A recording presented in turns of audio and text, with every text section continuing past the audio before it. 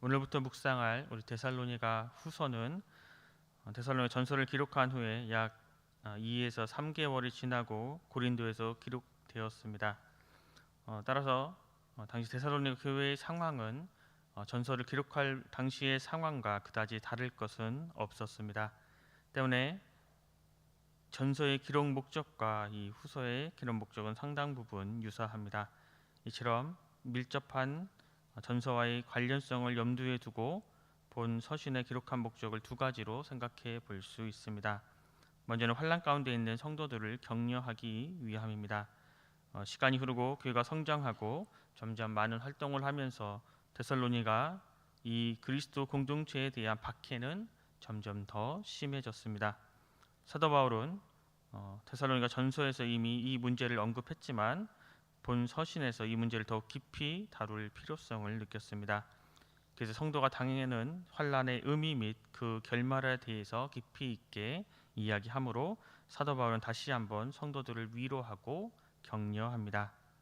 두 번째로는 주의 재림에 대한 일부 성도들의 오해를 바로잡고 재림 신앙에 합당한 삶을 살도록 권면하기 위함이었습니다. 전서에서 이미 주의 재림과 성도의 부활 그리고 재림을 기다리는 성도의 거룩한 삶에 대해서 충분한 가르침을 전했습니다. 그런데도 불구하고 재림에 대한 데살로니가 교인들의 오해는 계속되었습니다. 또 이번에는 주의 날이 이미 임하였다는 거짓 가르침까지 전해졌습니다. 이에 데살로니가 성도들은 놀라고 당황하고 또 일부 성도들은 생업을 포기하는 등 아예 일상적인 일을 중단하고 무질서한 생활을 했습니다. 이에 사도 바울은 본 서신을 통해서 주의 재림에 대한 오해를 바로 잡고 있습니다. 그다음 오늘 본문 1절 2절 말씀을 함께 읽겠습니다. 본문 1절 2절 말씀입니다. 바울과 실루아나와 디모데는 하나님 우리 아버지와 주 예수 그리스도 안에 있는 데살로니가인의 교회에 편지하노니 하나님 아버지와 주 예수 그리스도부터 은혜와 평강이 너에게 있을지어다. 아멘. 바울이 서신서 그 서두마다 빠뜨리지 않고 기록하는 단어가 있습니다. 그것은 바로 은혜와 평강입니다. 은혜는 나의 능력과 노력으로 얻을 수 있는 것이 아닙니다. 은혜를 달라고 하나님을 조른다고 해서 그 은혜를 얻을 수 있는 것이 아닙니다. 은혜라는 것은 하나님 절대적인 주권에 의해서 우리에게 주어지는 아주 특별한 선물입니다. 사도 바울은 하나님의 은혜를 정말 많이 경험한 사람이었습니다. 다메섹 도생에서 예수님이 찾아오신 것은 전적인 하나님의 은혜였습니다. 사도 바울은 이전에는 핍박자고 살인자고 예수님을 믿는 자들을 옥에 넘겨주는 사람이었습니다. 그런데 그가 은혜를 구한 것이 아니고 그가 예수님을 먼저 찾은 것이 아니고 주님께서 먼저 그를 찾아오셨습니다. 그리고 주님께서는 그를 이방인을 위한 그릇으로 택정하고 찾아오셨습니다.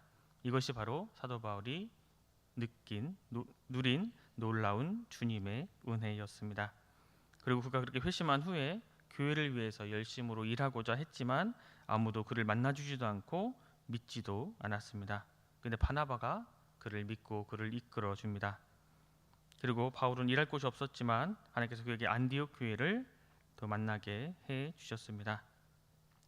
예수님이 그를 찾아오시고 바나바를 만나고 좋은 교회를 만난 것, 그것은 모두 사도 바울 그가 원해서 된 것이 아니라 정적인 하나님의 은혜였습니다. 그래서 사도 바울은 이것을 너무나 잘 알고 있었기 때문에 그가 기록하는 모든 서신마다 은혜와 평강을 또 기록하고 있었습니다. 이어서 우리 3절 말씀을 함께 읽겠습니다. 우리 3절 말씀입니다. 형제들아 우리가 너희를 위하여 항상 하나님께 감사할지니 이것이 당연함은 너희의 믿음이 더욱 자라고 너희가 각기 서로 사랑함이 풍성함이니. 사도 바울은 지금 데살로니가 교회 성도들이 신앙으로 인한 자신의 감사와 자랑을 기록하고 있습니다. 3절의 앞부분을 직역하면 우리는 너희를 위하여 하나님께 항상 감사해야만 한다라고 표현하면서 강한 당위성을 이야기하고 있습니다. 우리가 뭐뭐 해야 할지니라고 번역된 헬라어는 오페릴로라는 단어로 본래 지불해야만 하는 돈을 빚지고 있다라는 것을 나타내주고 있는 단어입니다. 즉 이 단어는 어떤 일을 해야만 하는 의무가 있다라는 아주 강한 의미를 가지고 있습니다.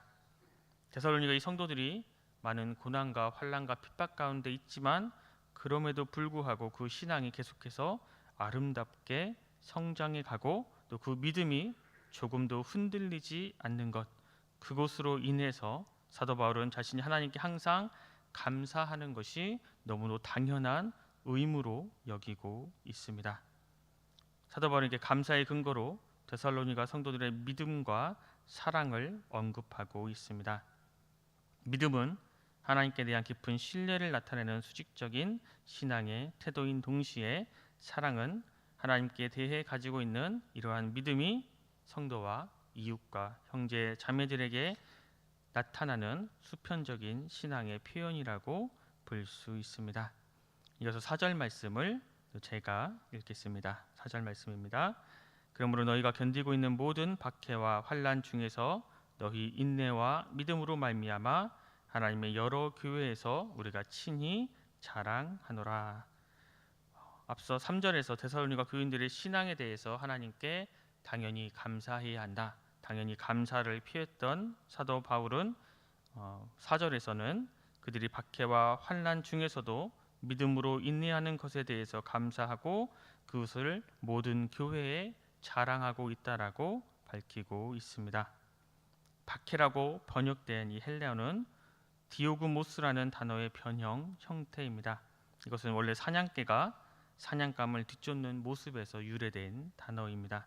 사냥개는 그 표적을 놓치지 않기 위해서 필사적으로 아주 사냥감을 쫓아가는 것처럼 적대자들은 그 데살로니가 교회의 교인들을 아주 필사적으로 집요하게 박해했습니다. 이 환란으로 번역된 이 헬라어 또한 박해라고 번역된 헬라어와 유사한 의미를 내포하고 있는 단어입니다. 이처럼 데살로니가 교회는 외적인 고통과 더불어 내적인 압박감으로 그 당시에 굉장한 공경에 처해 있었습니다. 그런데 사도 바울이 자랑하는 이 구체적인 내용은 정말로 이러한 너무나 힘들고 어려운 박해와 환난 가운데에서도 데살로니가 교인들은 참고 또 그 믿음과 그 신앙을 지켜가고 있음에 사도 바울은 매우 감격하고 기뻐하고 있습니다. 이어서 5절부터 10절까지는 이렇게 그들에게 대해 격려하고 있습니다. 데살로니가 교회 성도들이 당하고 있는 환난과 핍박은 단지 예수 그리스도를 믿는다는 이유 때문에 육체적으로 매맞고 옥에 갇히고 또 학대와 또 경제적으로 불이익을 당하는 그 모든 것을 포함하고 있습니다. 사도 바울은 이미 환난을 믿음으로 인내하고 있는 그들의 인내를 두고 하나님께 감사하고 있지만 환난과 핍박의 정도가 점점 더 심해지고 점점 더 험악해지고 있는 그 상황 앞에 그들이 더 심한 환난과 핍박을 잘 견디어가는 데 힘이 될 수 있도록 환난의 의미와 환난의 결과에 대해서 이야기하고 있습니다. 사도 바울은 환난의 의미를 두고 공의로운 심판의 표라고 표현하고 환난을 잘 참고 견디는 자들은 하나님 나라에 합당한 자로 인정받게 된다고 말씀하고 있습니다. 환난이나 핍박을 통해 누가 상을 받을 자인지 누가 심판을 받을 자인지 분별이 된다는 것입니다.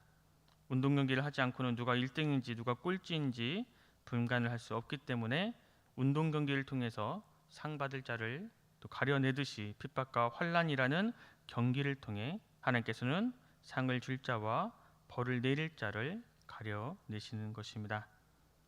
예수님의 그 복음 때문에 단지 예수님을 믿는다는 그 이유 때문에 환난이나 핍박을 당하면서도 잘 참아낸 자들에게는 하나님 나라에서 편히 쉴 수 있는 안식으로 상을 주시고 반대로 믿는 자들을 괴롭힌 자들에게는 환난으로 갚아 주십니다. 또한 하나님을 모르는 자들과 주 예수의 복음을 복종치 않는 자들에게는 영원한 멸망의 형벌을 내리시지만 환난을 참고 이긴 자들에게는 주님께서 영광을 돌리게 하시며 그 영광을 주님과 함께 누릴 수 있도록 은혜를 베풀어 주신다고 사도 바울은 이야기하고 있습니다. 믿는 자들에게 상을 주시는 것은 그 어려운 시련을 믿음으로 잘 참고 이겼기 때문입니다. 반대로 형벌을 내리시는 것은 믿는 자들에게 어려움을 안겨 주었기 때문이라고 말씀하고 있습니다. 때문에 성도들은 크고 작은 환난을 믿음으로 잘 이겨 나가되 이러한 환난과 이러한 고난을 잘 이겨내면 하나님께서 무한한 영광으로 갚아주실 것을 믿고 또 그것을 믿음으로 인내할 수 있어야 합니다. 반대로 크고 작은 환난과 고난을 성도들에게 안겨주는 자들은 주님이 오실 때에 그에 대한 무서운 형벌을 받게 될 것을 알아야 하는 것입니다. 하나님은 공의의 하나님이시라는 이 말은 상을 받을 자에게는 꼭 반드시 상을 주시고 벌을 받아 마땅한 자에게는 반드시 벌을 내리신다는 의미입니다. 물론 하나님의 벌은 지금 당장 내리는 것이 아니라 악을 행하는 자들이 교만하고 그 악을 중단하지 않기도 하지만 하나님이 정하신 때에 주님께서는 반드시 벌을 받을 만한 자에게는 벌을 내리시고 상을 받을 만한 자에게는 반드시 상을 주시는 분이십니다. 때문에 이러한 믿음 가운데 이러한 확신 가운데 우리가 이 세상을 살아갈 때에 악인들이 임시로 번성하는 것을 보고 실망해서는 안 되고 또 하나님께서 불공평하신 하나님이라고 오해해서도 안 되는 것입니다. 반드시 하나님께서는 공평하게 심판하시고 또 공의의 하나님께서 반드시 억울한 자의 억울함을 다 풀어 주실 때가 있는 것입니다. 하나님께서는 눈물 흘리는 자에게 계속 눈물만 흘리도록 내버려 두시는 분이 아니라 반드시 거기에 합당한 은혜와 거기에 합당한 복을 내려주시는 분이십니다. 끝으로 11절과 12절은 사도 바울 자신 및 시루아나와 디모데가 데살로니가 교회를 위한 그런 사실과 그 기도의 내용을 기록하고 있습니다. 여전히 부족한 죄인이며 죄로 인해서 항상 넘어지기 쉽지만 그 안에 역사하시는 성령님의 권능을 통해 효과적으로 믿음의 역사를 이루어 달라는 기도를 바울과 그의 동역자들이 하나님께 기도하고 있습니다. 우리 12절 말씀을 함께 읽겠습니다. 본문 12절 말씀입니다. 우리 하나님과 주 예수 그리스도의 은혜대로 우리 주 예수의 이름이 너희 가운데서 영광을 받으시고 너희도 그 안에서 영광을 받게 하려 함이라. 사도 바울은 부르심을 받은 자들이 그 부르심의 목적에 합당하게 행할 때에 하나님의 영광이 자연스럽게 나타난다라고 말씀하고 있습니다. 하나님께 속하여 그 부르심에 합당하게 행하는 그 변화된 자의 착한 행실, 믿음의 모습을 통해서 하나님께서는 영광을 받으십니다. 그런데 그것은 단지 하나님의 영광만으로 끝나는 것이 아니라 이러한 성도의 행실이 통해 그 영광을 주 안에 있는 성도들에게도 나누어 주시는 분입니다. 그러한 성도의 믿음의 모습들이 그 믿음의 행실들이 단지 하나님께만 영광이 되는 것이 아니라 주님께서는 그 영광을 주 안에 있는 성도들에게도 나누어 주시는 놀라운 은혜의 하나님이십니다. 불의와 억울한 일이 많은 이 세상을 우리는 살아가고 있습니다. 이 세상을 그렇게 살아갈 때에 우리 주님께서 반드시 은혜를 베풀어 주시고 반드시 악인은 심판을 받는다는 이 사실은 우리들에게 큰 위로가 됩니다. 또 억울한 일을 겪는 가운데 인내하며 주님을 신뢰하는 것이 주님의 영광을 볼 수 있는 거룩한 길이라는 사실 또한 틀림이 없습니다. 그런데 우리가 과연 기다리는 이 심판의 모습이 과연 우리가 주님께 모든 것을 맡기고 주님의 도우심과 판결에 순종하는 그러한 모습인지, 아니면 그러한 말씀의 그러한 심판이 나 외에 다른 모든 사람에게만 해당시켜 살아가는 어리석은 바리새인의 모습은 아닌지 우리 자신의 모습을 되돌아 보아야 합니다. 이 모든 말씀은 공평하게 우리 또한 온전히 지켜야 하며, 이 말씀 또한 우리의 삶을 통해 살아내야 하는 것입니다. 나는 괜찮겠지, 나는 아니겠지라는 마음이 아닌, 우리 또한 그 말씀에 준엄한 심판 앞에 또 두려움에 떨며 또 하나님의 은혜와 하나님의 함께 하심을 구하는 모습으로 우리는 오늘 하루를 살아가야 하는 것입니다. 오늘 살아갈 때에 하나님의 자리를 호신탐탐 노리는 그러한 죄의 유혹에서 벗어나서 우리의 모든 것을 아시고 우리의 모든 삶을 기억하시고 위로하시는 예수 그리스도의 사랑과 은혜 안에 거하는 우리 모든 순천운성교회 성도님들이 되시길 간절히 소망합니다. 기도하겠습니다. 사랑의 하나님, 감사합니다. 오늘도 우리들에게 새로운 한 날을 주셔서 주님의 말씀을 듣고 묵상하며 하루를 시작할 수 있도록 인도하여 주시니 감사합니다. 주님, 환난 가운데서도 인내하게 하시고 또 주님의 말씀을 붙들 수 있는 은혜를 허락하여 주시니 감사합니다. 주님, 세상에서 벌어지는 일 때문에 때로는 주님께서 일하시지 않는다고 불평하며 또 원망했던 적이 많았음을 또 고백합니다. 주님, 우리가 주님의 말씀을 굳게 붙잡고 나아가게 하여 주시고, 또 때로는 우리 앞에 펼쳐진 억울한 일들과 상황 앞에서 주님의 신실함을 의심하지 않는, 흔들리지 않는 믿음을 허락하여 주시옵소서. 주의 날에 주가 일하시는 방식으로 어려움을 겪는 주님의 백성들을 위로하여 주시고, 그 눈에서 눈물을 닦아주시는 참으로 신실하신 주님을 바라보게 하여 주시옵소서. 우리의 시선을 이 주님께만 고정하게 하시고 주님께 진실하게 우리의 모든 것을 고백하는 성도가 되게 하여 주시옵소서. 그래서 이 세상에 썩어져갈 세상의 욕망 때문에 우리를 부르신 거룩한 부르심을 놓치는 삶이 되지 않도록 인도하여 주시옵소서. 오늘도 우리와 동행하시며 우리의 삶을 항상 붙들어 주실 것을 믿고 감사드리며 귀하신 예수 그리스도의 이름으로 간절히 기도드립니다. 아멘.